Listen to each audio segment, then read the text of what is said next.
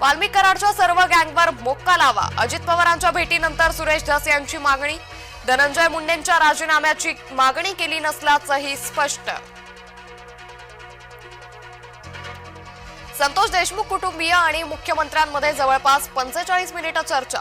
SIT मध्ये बदल करण्याचे मुख्यमंत्र्यांचे तात्काळ आदेश. एकाही गुन्हेगाराला न सोडण्याचं आश्वासन. पुण्याच्या आयटी कंपनीतील युवतीवर धारदार शस्त्रानं वार. हल्ल्यात शुभदा कोदारेचा मृत्यू. आयटी कंपनीच्या पार्किंगमध्ये सहकार्याकडून हत्या. रोह्यामध्ये 11 वर्ष अल्पवयीन मुलीचा विनयभंग. जाब विचारायला गेलेल्या नातेवाईकांना आरोपींकडून मारहाण. आरोपींवर गुन्हा दाखल. कोल्हापुरात घरगुती गॅस कारमध्ये भरताना स्फोट. गाडी आणि घर जळून खाक. एक जण किरकोळ जखमी.